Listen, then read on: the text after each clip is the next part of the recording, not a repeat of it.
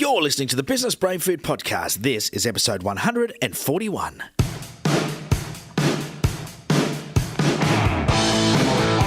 Welcome to the Business Brain Food Podcast, the show business owners listen to when they want to take their business to the next level. Head to businessbrainfood.com.au to catch up on past episodes and access show notes from every interview. Now, here's your host, Ben Futrell. G'day and welcome back to the Business Brain Food Podcast. This, my friend, is the podcast that's 100% devoted to taking you and your business to the next level. And the good news is, it doesn't matter whether you're brand new to this business thing, so maybe just scratching that entrepreneurial itch, or maybe you're like myself and you've been in business for a long, long time. Either way, there's always something new we can do to take our business to the next level, and today is going to be absolutely no different. Joining me will be Jon Yeo, all the way from Melbourne. Jon Yeo is the TEDx Melbourne licensee and curator of TEDx Melbourne, and he also holds a degree in information management, human resources, worked with some Fortune 100 companies in Australia, UK, and the United States, doing amazing things, teaching people how to present a message that is engaging and that is relevant. So we're going to talk a bit to Jon today about how to get your message across in a way that makes people want to deal with you, want to hang out with you, want to buy from you, want to work with you, whatever it might be, make you attractive, whether it's off the stage or it's a one-on-one meeting or it's a board presentation or a pitch to an investor. It doesn't matter what it is. Today, as a business owner, you're going to learn the art of presenting. And I can tell you now, very few people have seen it and critiqued, trained as many speakers as Jon Yeo. So really looking forward to get stuck into that. Now, before we do, I want to say thank you for tuning in. If this is your first time tuning into the Business Brain Food Podcast, welcome. My name is Ben Futrell. Glad to have you on board. If you're a long-time listener, welcome back. So good that you keep coming back. We love that about you.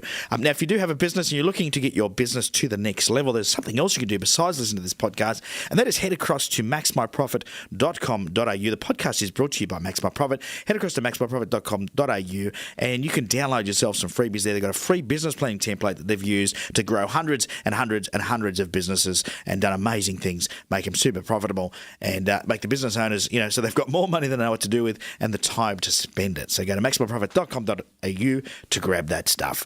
All right. So as I said before, Jon is the licensee and curator of TEDx Melbourne. He's passionate about how social entrepreneurship can support business and communities and loves to build mutual benefits and outcomes. Today, Jon mostly speaks and consults to businesses on delivering a message with impact and designing clients' experiences for loyalty and engagement. He's worked with some amazing companies over the years, and as I've said, I don't know if you know much about TEDx. We'll talk about that in the interview, so I won't go into that right now. But TEDx, has so many speakers. He's worked with so many TEDx speakers, seen so many TEDx speakers, that this guy's got more experience than probably anybody in this realm. So really looking forward to having Jon on the podcast. Without any further ado, let's get straight into the interview with Jon Yeo. Learn more to earn more. Super excited to have Jon joining us on the Business Brain Food Podcast today. Welcome to the show, Jon. Hi, thanks for having me. My absolute pleasure, buddy. The pleasure's all mine. Now, before we do kick off having a chat about how to use speaking to sell your products or services and become the authority in your field, what I'd like to do is ask you the same question I ask every single guest. In fact, nobody escapes this question, and that is for you to share something quirky about yourself. It's time for something quirky. And now, something quirky. Oh, quirky. Let me think. I'm a big fan of strategy. So some of you might have heard of the book Art of War. But what I actually do is almost every year I read it, but I read a different edition. So it might be by a general. It might be an interpretation by a poet. It might be interpreted by a warrior monk. And what that actually does is, even though it's technically the same text, you get different skews or different angles about that same core piece of material. And I love to think about things in different ways. And so I could spend a long time thinking about something in different angles just because it's entertaining to me. Yeah, well, that is a little quirky. How many editions is there? Oh, as many as people want to use it. I've got economist versions and all sorts of people have made. I've got a military version. I've got CEO versions. Just all kind of do their own interpretation of the original text. That's very cool, mate. That is quirky. I've never had that on the show before. 141 episodes, and that's a first. There you go. Very cool. Now, we could talk about that. In fact, we could probably do a total degustation on the book, The Art of War, by the sounds of things, but we won't. Yeah. What we'll do instead is we're going to have a chat about, we see now it's very prevalent, people being told or educated that speaking is the new way to build authority. It's beating, getting PR. It's beating being on the news or these morning shows. You've been in the field for some time now, curator of, TEDx in Melbourne, and TEDx is just consistently smashing it out of the park with numbers turning up to events and great speakers. Can you give us a bit of a rundown of your history, how you got involved in the whole speaking game, and then we'll get stuck into some of the tips? Sure. So how I got into the speaking game sort of precedes TEDx Melbourne. If anyone's old enough to remember what Y2K is, I think one of the contributing factors was there was a bunch of nerds in the basements who couldn't tell the blokes on the top floor that something important was about to happen. And I think that problem was because they were using engineering speak to try and articulate a very complex concept to someone who really didn't have a good grasp of that, especially back then. So one of the things I used to do back then was help engineers simplify a message so that it's compelling and engaging, but done in a very short period of time to a senior executive. Because a lot of engineers wouldn't get meetings with the CEO, but they might get a corridor conversation. So how do you distill that message very quickly and succinctly? And that is translated into the TEDx world. So I took that on in 2009 for TEDx Melbourne. And it's a bit of a funny story. I wasn't the original founder. A friend of a friend was, but she had to decide that year whether she was going to organise the next TEDx Melbourne or her wedding. So I inherited an event somewhat because really kind of by accident, but because of the skill sets I had, I was able to transfer that, now back into 2017, where we have an event that runs every year with just under 1,500 people. Yeah, which is just amazing when you think about it. And not just that, I mean, TEDx has got such a good following. I think last time I watched a lot of the YouTube TEDx talks, I think there's about 2,600 videos on there now. It's just incredible. And they're great speeches as well. Great speakers, great speeches. There's a lot of work. I mean, obviously, the expectation of our audience is very high. And so, therefore, the requirement for speakers to really cut through means they need to do their homework. And, that's a bit relative, how serious you spend on any given talk. And that's one of the conversations I get asked all the time. How much should I practice? And I don't think there's, a hard and fast rule. Let's pretend your talk is what you do at work. If you're giving that talk to your local kindergarten, the amount of preparation is probably zero. But if you're giving a talk this afternoon to the chair of the board about what you're doing at work, you might put a bit more practice into it, preparation into that. So the question is, how much time do you need to spend relative to the importance of that message? And you bring up a great point around, is speaking becoming more relevant? And I think it is. And the main reason is, we've gone from, say, War and Peace, which is, the world's longest novel, to, 140 character tweets. We've gone from 45-minute symphonies down to 30-second jingles, and there's no real speaking equivalent. And TED kind of is that default mechanism by way people get information across. And I think that is becoming sort of the medium du jour in many respects, because it's quick, it's easy, it's accessible, and it doesn't require someone to sit down and read, or doesn't require anyone to, sort of spend a lot of time understanding what you're talking about. Yeah, now maybe if the listeners haven't, if somebody hasn't heard of TEDx, maybe just explain that concept Sure. So people know what we're talking about. Sure, absolutely. Yeah. So TED began as a conference about 38 years ago, built around the idea of ideas worth spreading. And so the people who've been on that stage are people like, Al Gore, Dalai Lama, Richard Branson, Bill Gates, but not always famous people. They've always been, people doing clever things in their industry. It might be a philanthropist, a researcher, a performer, basically anyone who's doing something outstanding in their field. And so they were asked to do a talk that's 18 minutes or less. Now, the TED conference began in California, but now is based in Vancouver, and that runs every year. And then they also run another event called TED Global, which moves around. So, locations like Oxford, Rio, this year it's Tanzania. So that's the main TED conference. TEDx is an independently organised event. So I have a license to do TED-like experiences in my hometown. And so there are various globally, there's 2,500 TEDx's running at any given moment throughout the year, and they're all independent organisers sourcing local speakers around issues that are important to them. Yes, it's amazing. I think the key point there was you said they had to make their message or get their message across in 18 minutes or less. And you see, I'm seeing this more and more. Like you said, you got tweets which are 140 characters. We've got text messages. We've got, people have got less and less time to consume information. Do you think it's important that people are really learning how to get their message across quicker? I think because people are distracted and because the rate of pace of change that people really need now is on-demand education. I mean, gone are the days where, you'd start at, kindergarten and you'd spend 18 years to get a piece of paper that you might spend the next 40 years in that career.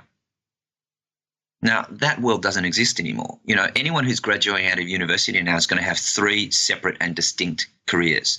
70% of all the people who are currently graduating will not be in that industry in 5 years. So, having a lot of deep knowledge about something that you may not use in 5 years is kind of a waste of time. And so this kind of on-demand education, the ability to get the right information at the right time and the right way is becoming really the way that people need to move forward if they're going to be competitive in the modern world. Yeah, absolutely. Now, we were talking before about using it as a way to position yourself as the authority, but you also mentioned, you were years ago training engineers to put together a message that was compelling and engaging in the hallway as they bumped into an executive. So you're talking about a very short period of time. Maybe you could talk us through the steps. Is there some sort of framework that you go through to make sure that what you say is compelling and engaging? Yeah, that's a really good question. So whenever any communication, whether it's spoken or written, is really challenged by 2 ends of the spectrum. One is the relevance end, the information you need to get across, and that's usually the domain of teachers, lecturers, coaches, etc. Not the sexiest stuff to listen to, but you still need to say it. At the end of that spectrum, you've got the engagement end, which is the ability to hold people's attention. And the people who are masters of that are actors, performers, musicians, comedians. The challenge they have is that they're not taught to teach anyone anything. So that blend of relevance and engagement, I think, is where TED has really managed to land quite strongly. And so in terms of a framework, we're really balancing 3 things. First thing is content. What are you going to say? What is the components? What is the order? The second thing is context. In other words, why should that be relevant and engaging for the audience you're speaking to? What will make them interested in that information? And that's the engagement part. And then the final bit is around intent, which is where your reputation, your brand, your thought leadership, your authenticity sits. And that's really I call that intent. If you don't have a good reputation, it doesn't matter how good your content is. So we're always balancing content, context, and intent in relevant ways to make sure that we're holding that audience's attention. Do you find that people struggle to condense that down into less than 18 minutes? Because I think I would, definitely. Yeah. When I'm given 30 minutes, I run over time, John. So what tips have you got to cram that in? Well, I mean, I think one of the things speakers do, or anyone who's asked to speak, is they gather all the information, they work out what order it is, and then they just say it. And they don't really have any consideration for how long it takes or why the audience should even care. So that's kind of one failings of a lot of speakers. So making sure that you're clear about your message is really, really important. So I work with researchers all the time. They've got 40, 50 years worth of research, and they're trying to jam it into 18 minutes. It's not possible. So we've got to get over the fact that we're transferring knowledge, and then the fact that what we really need to do is provide insights or inspiration or wisdom, because that is the bit that becomes useful and memorable for the audience member. And then if they want to learn more, then you've automatically created that curiosity and intrigue for them to come up to you after the talk and go, can you tell me more about that? It's almost leaving them wanting more. I mean, because you talk about even going into board meetings. Some board meetings, you wouldn't have 18 minutes to pitch your wares, would you? No, absolutely not. And that's where sound bites and getting very clear on your message is really, really important, because then you just say it and you can manage the response rather than manage what you're going to say. So how much time typically would you say someone spends getting that message right? You know, you've probably seen and coached many people doing TEDx talks down there in Melbourne. Have you found that there's, that it takes a lot of preparation or a little bit of preparation? Is it days? Is it weeks? Is it months? Yeah, that's a great question. Look, for me, there's ratios. And I'm a big fan of the law of averages, which is, find out what the most common scenario is and work towards that. For instance, if someone's memorizing a piece of content, and assuming this is the final content, it takes them 8 times before they're familiar with the content, but maybe 25 times of practice before they're really familiar with that content. They've embodied that content. And when you can embody content, then you can say it in a much more natural way. I'll give you an example. Let's say I said to you, tell me what you had for breakfast, Ben. And you wouldn't say, how would I language that and position that in a way that's logically compelling for John to understand what I'm talking about? You would never do that. You would just say it because you've lived the experience of your breakfast. And if you can live the experience of your content, then it can flow naturally. And the beauty of that is you never have to worry about vocal tone or body language as much, and it'll just come out naturally. People love natural conversations. People remember natural conversations. And that's one of the keys to being memorable. So knowing that these certain ratios come about, I guess to answer your question, how long does it take for someone to embody that content? It's a function of 3 things. It's a function of how well they know this content, or is it new content? How comfortable are they as a speaker? And how much experience do they have as a speaker in terms of delivering that particular piece of information? So if I said to you, Ben, tell me what happened over the last year in your business, it'd be very, really easy. But if I said, Ben, tell me everything you know about, I don't know, algae that grows on tiles on your house, you probably have to go and do a bit of homework. So definitely. Yeah. And so I guess the question there is, it's a function of practice and preparation so that you get that balance right. And like I said, the amount of practice and preparation you require is really dependent on whether you're going to talk to that kindergarten crew or the chair of the board. Now, and having trained so many people and seen so many speeches, whether it's TEDx or outside of that, what are some of the things that you have seen that has worked really, really well? Oh, that's a great question. I think the greatest speakers have the ability to change their tone, their pace, and the way they position information so it's compelling for an audience member. So we're always balancing. I have what's called the 9 dimensions of communication, and I'll quickly go through a handful, 2 or 3 of them. The first one's a topic. What are you going to say? And that's pretty obvious, but it's central. And so you can't ever deny that. But the thing is saying not more than you need to get that information across. So keeping it brief is the first thing. The second one is the audience, and I've alluded this with the kindergarten and the chair of the board. What is that audience looking for when they're listening to you? What are their goals? What are their outcomes? What are their hopes, dreams, and aspirations? And how can you help them achieve that by telling them something in a way that's compelling for them? And I'll give you an example. We had a guy who was on our stage. He applied, and he was literally a Nigerian gun runner. So he forged money in passports and shipped guns between North Korea and Nigeria. And he decided he wanted to hand himself in. So he went to the police and told them absolutely everything. The story sounded so outrageous that they told him to go away. So he went away and he gathered all these news stories, and he said, see all these news stories, they look like separate instances, but they're actually related. And I can tell you how they're related because they're the causes of or repercussions of my gang's work. I'd like to hand myself in. And they told him to go away again. So he went away and he did 2,000 hours of community service and documented all the cases the police hadn't caught him for, 974 of them. Took him 3 months to process the information, but they said, all right, we believe you now. You have a full pardon, go away. And that was his application, which is pretty good content. But the problem is people get attached to their content. And I said to him, what do you want people to learn? And he went, oh. So we did a bit more exploring, and we came across the code. And I said, well, what's the code for? He says, well, if you want the mafia and the triads and the Yakuza to all work together, you all need to agree on the code. I said, well, what happens if you don't? He says, anybody at any level can take you out. No questions asked. So I said, are you allowed to tell me what the code is? And he says, yeah, it's not that complicated. He says, if you say you're going to do something, you've got to go do it, no matter what. If your brother is ever in trouble, financially, physically, you've got to go help him, no matter what. do not exploit women and children. It raises too much attention, creates clan wars. And under no circumstances ever exploit the poor, because a lot of them came from poor backgrounds. And I said, oh, it's an interesting story, but why don't we present that this way? Imagine living in a world where people did what they said they were going to do, but if you ever got in trouble, you knew you'd have a backup. A world that didn't exploit women or children or the poor, then what sort of world can we live in? At which point, who's the criminal? You know, these people fundamentally have the same values. They've just chosen the wrong behaviours. We should be addressing the behaviours, not attacking the people and putting them in jail, but addressing the fundamentals about why they do things.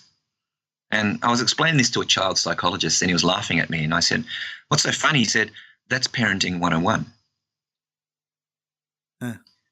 So, you know, while we might have an audience that's interested in a gun runner story, maybe 30%, I think maybe 80 to 90% of our audience would be interested in a world that's a better place. So how do you position your idea that makes it interesting and engaging for the most number of people in that room? And how do you say it in a way that is digestible to them? And that's the key for audience. Yeah, amazing insights. Yeah. And maybe one last thing is, you know, how you say it is really important. And that's where storytelling can be really helpful, pausing, gesturing, visual cues, all those other things that, you know, we see in talks need to be managed well so that they have their impact and they're timed well.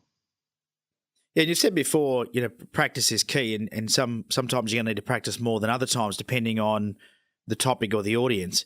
What, you know, besides practicing, what other skills or areas can people be working on or developing if they want to get much better at presenting or speaking? Yeah. Look, the number one issue I actually have with speakers is they just don't practice enough. They come on stage, they're unprepared. Yeah, and if you had to force my arm and say, is there a general rule of thumb? I would say that every minute on stage, you need to be putting an hour's worth of preparation in. And that preparation is not just delivering it. It might be, how do you get super, super clear on that topic? Because a lot of people put too much content in and they go too long. Or they put too much content in, it gets confusing. Or too much content and they go off on tangents. And audiences very easily go off on tangents today because that's just how we're used to receiving information. You know, we've got tweets and emails coming in. We've got people asking us to do more things in less time. So the ability to hold someone's attention is really, really important. And so part of that preparation is doing that. Now, do you feel that people should be getting somebody to coach them in speaking? You know, I mean, coaching is important in sport and in business and in so many areas of people's lives. And I know I benefited years ago by having somebody who was my presentation coach. Do you find that people respond well to getting coached that help them become a better presenter? Well, I mean, as a speaker coach, I'm biased and I say you should always get coaching. But the question there I think you're really asking is, you know, to what degree do you justify getting a speaking coach? And I guess the question is, what is the cost of doing it wrong in any communication scenario? Like, what is the opportunity lost if you screw up the presentation, if you screw up the corridor conversation, if you don't get the pitch right? And then decide, well, am I willing to let that be a random chance, or am I willing to commit effort to make sure that that doesn't happen? And I think people can answer their own question at that point, whether they should get a coach. Yeah, absolutely. Because opportunity cost is always a large number typically. For most people that they don't look at. So it's a good way of looking at. Great question to ask. What you know, when we look at using presentations in the boardroom or in the sales scenario, is there other things that we need to consider? Like, you know, you hear people using NLP, so neuro-linguistic programming, or personality types, or understanding how to ask for the sale or pitch as well as tell a good because you've got to be engaging and you've got to have good content, but at some point you've got to ask for the sale, right? Yeah, absolutely. And look, all those things I can talk to. And so what we're doing there is they're all what I call third order questions. So there's three phases in your talk development. There's the actual development of sales. What are you going to say? And what bits are you going to leave out, basically? The second question is, or the second phase, is memorization. How do you do it in a way that is easy, digestible, doesn't take too much time? Third phase is how do you deliver that effectively? And that's exactly where all the things you mentioned, NLP, body language, gesturing, timing, tone, they're all third order questions.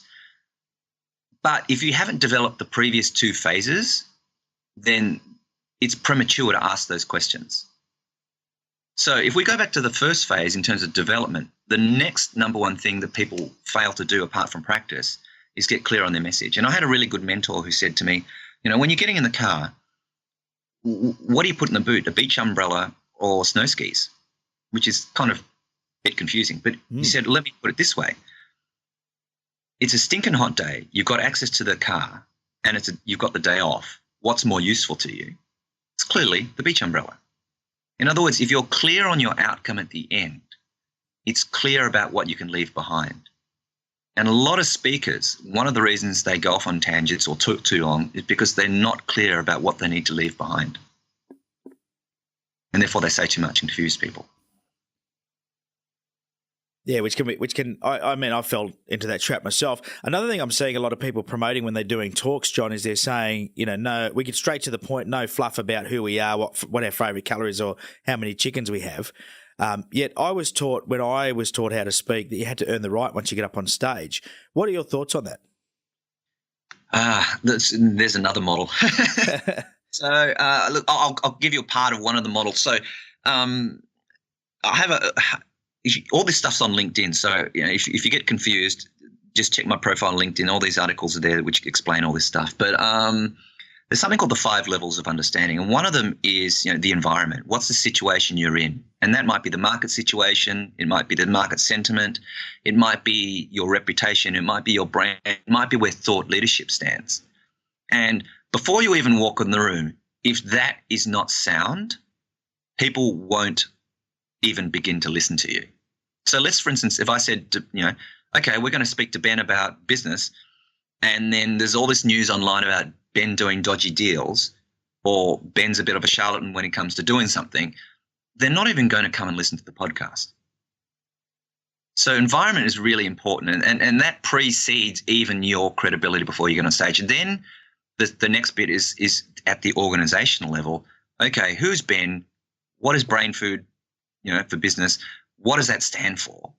And at that point, that credibility must be established. And you need to do that. So, for instance, if someone says, if you want to buy a computer, would you go to the local bloke down the road who might have had an idea about what he's talking about, or would you go to a name brand?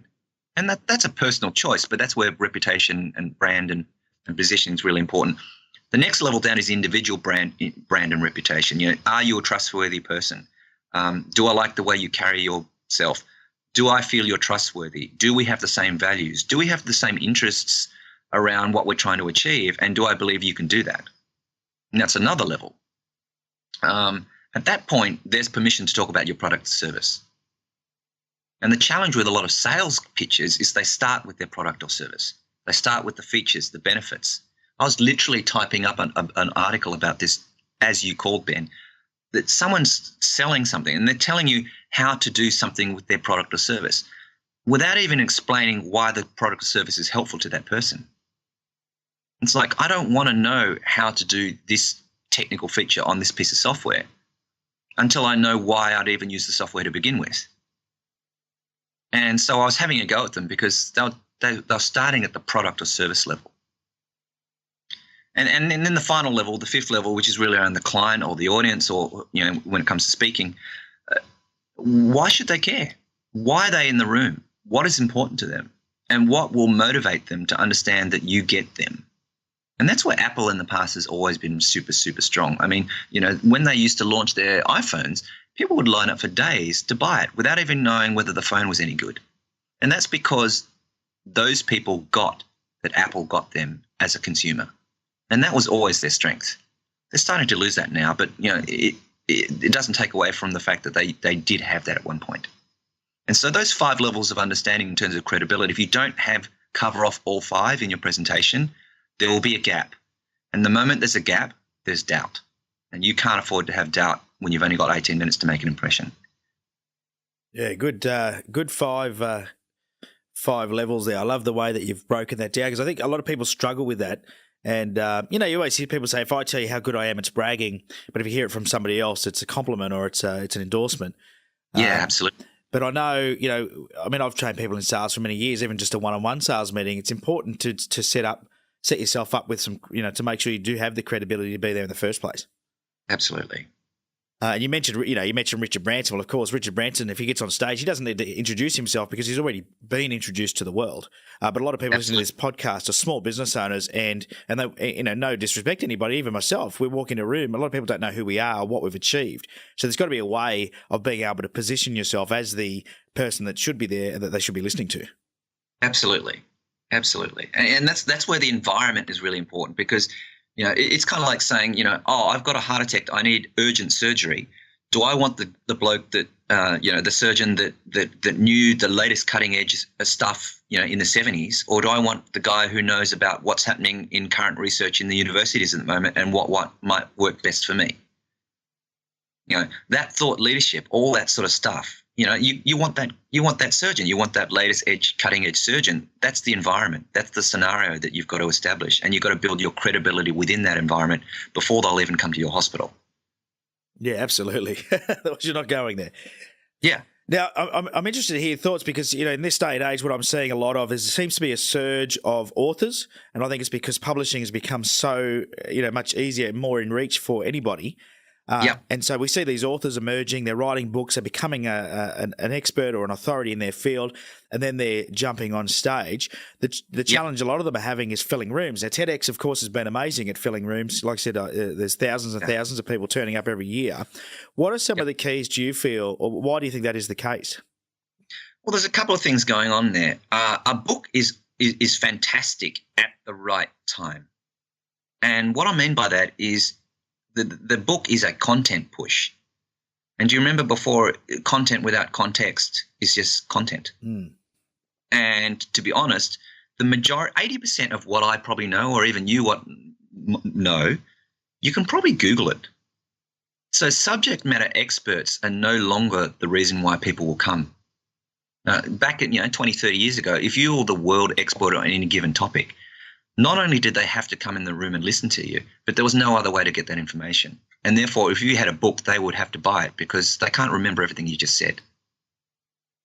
Today, if you've got content, you can Google it. And so content is not king in that respect. Contextual content in the right way at the right time to the right person, delivered in the right way, will fill rooms. The question is, what is the environment and your reputation in your ability to fill that room? Now, I love books. I'm a big book fan. I've got thousands of books. I'm a big reader. I'm a bit of an info junkie. But the other challenge I have is I've got an entire bookshelf full of free books that someone's given to me. And I don't think I've read maybe 2 or 3. So the question is, okay, yes, you need to have a book, but it's got to be contextually relevant at the right time. So, for instance, if you've got a big-time CEO and they like your website, but they want to find out more information about you, they will read your book because they don't want you saying something to their teams worth hundreds of thousands, maybe even millions of dollars if you're going to go off on some tangent or fairy story. The book counts at that point. But it's the timing by which you deliver this information that becomes important, not the fact that you've got it. Yeah, good stuff. I think because it has become much more prevalent, isn't it? We're seeing people everywhere, writing books and then trying to jump on stages. I'm seeing some people not get great turnouts, and I think maybe they're missing the point, eh? Well, books are great to get the foot in the door. Like, if you like what I said, you might want to might like that book. That's an opportunity to build a relationship, and there's nothing wrong with using a book to build a relationship. But if you're building a book to educate the world about how brilliant you are, that might not help. But if you're using it to start a conversation, to get their contact details, to build a relationship or rapport, absolutely, books are great. Yeah, now you mentioned before, you're picking the people who are excelling in their field to jump onto the TEDx stage, and I'm sure that's happening in every TEDx location.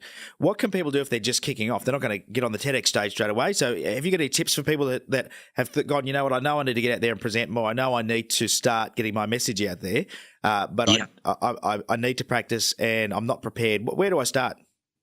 Look, I really think you can't go wrong with good marketing and build a reputation for something.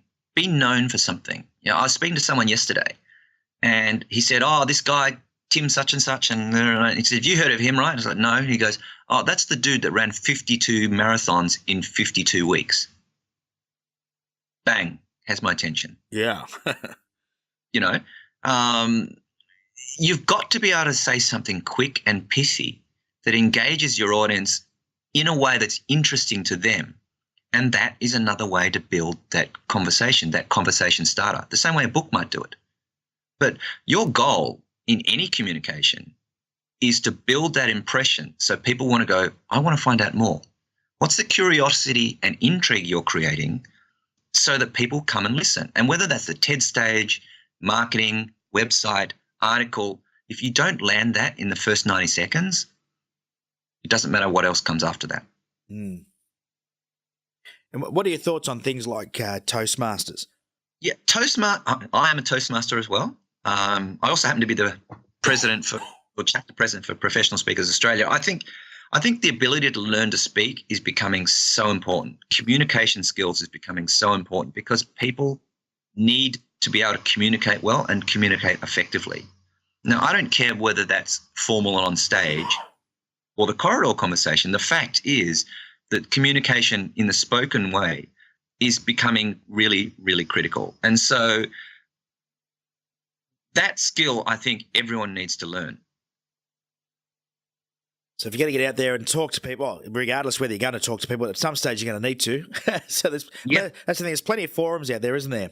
Now, I don't think I answered your question about Toastmasters. Sorry. No, well, you said that. You said that you were part of it, and that you said it was a good thing. But yeah, give me some more information there if you want. Yeah, it's the one differentiator with Toastmasters is it was designed for someone to be comfortable giving a toast. In other words, I've got my daughter's wedding in a month's time. I want to be able to stand up and do the toast and do it well and not freak out.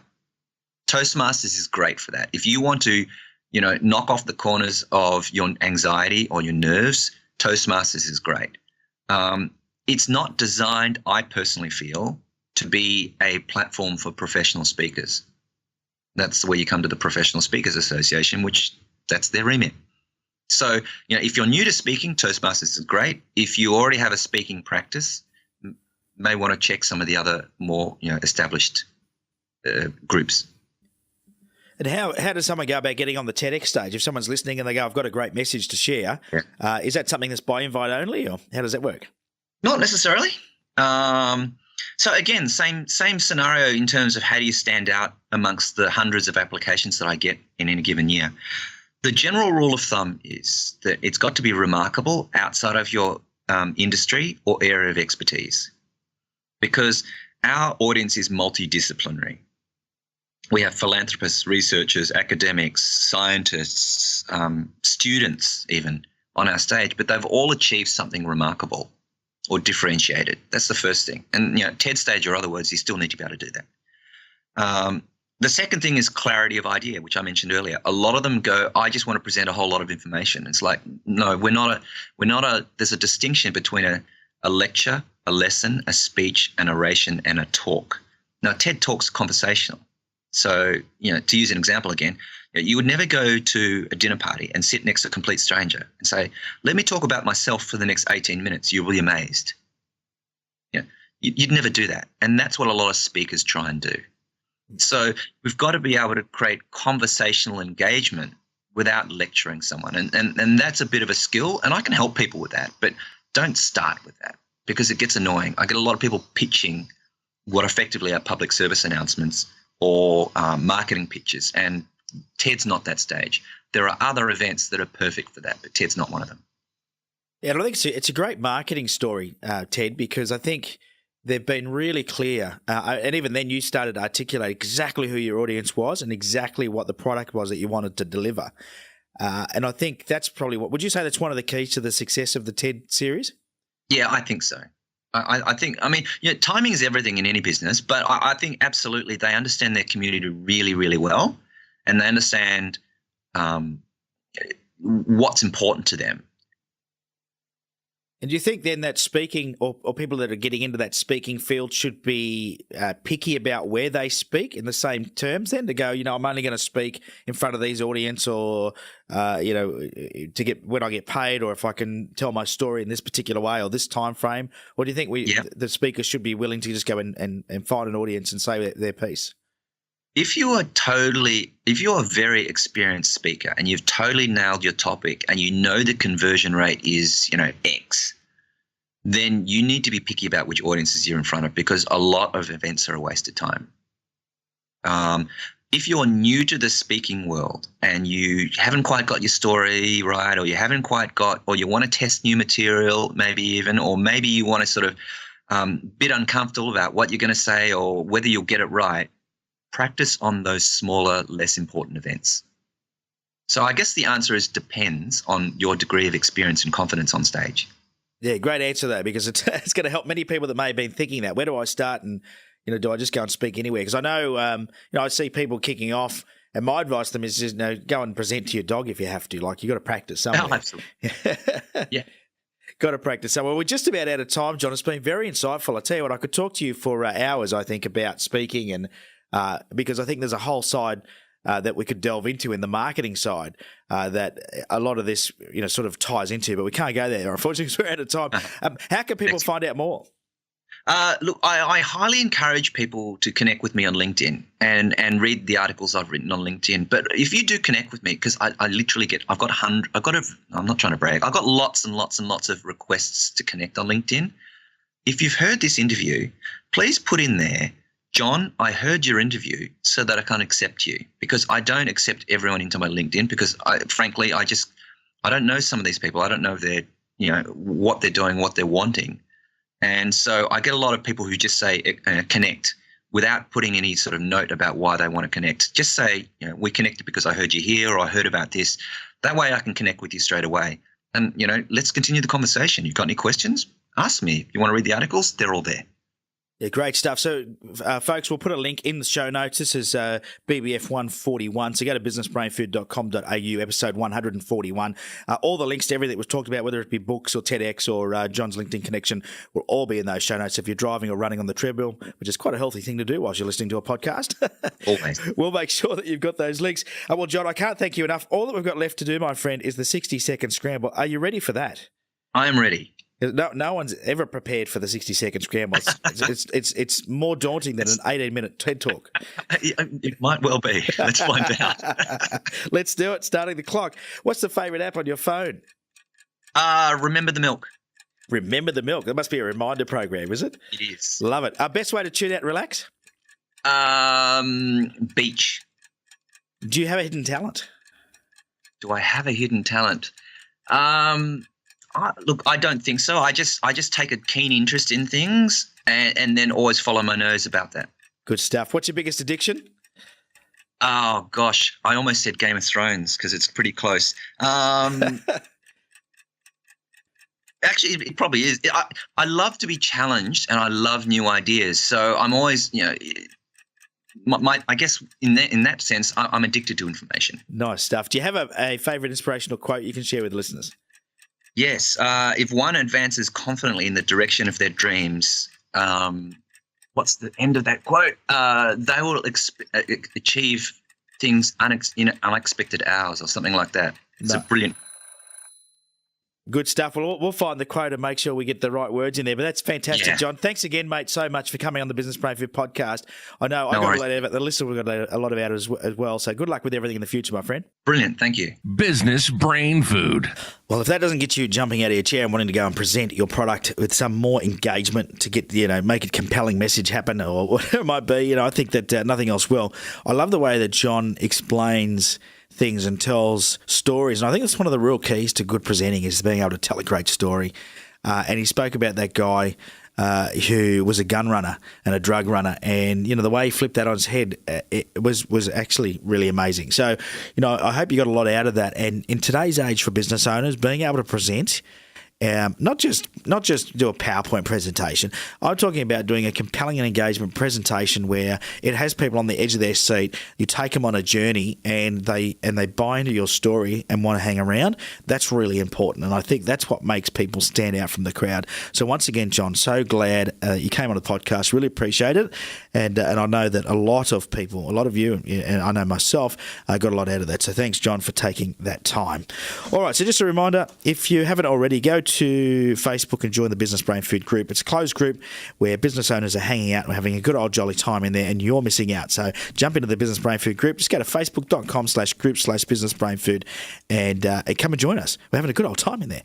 If you are enjoying the podcast, please head across to the iTunes store and leave an honest review and rating in the store there. We really do like it, and it does help.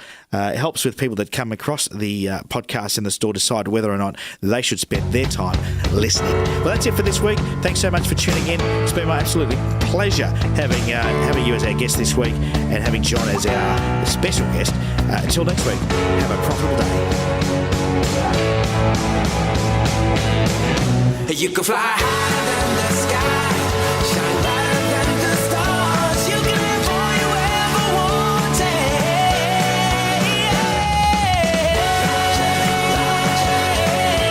wanted. The Business Brain Food Podcast is brought to you by MaxMyProfit.com.au. If you're a business owner looking to take your business to the next level, then you need to go to MaxMyProfit.com.au.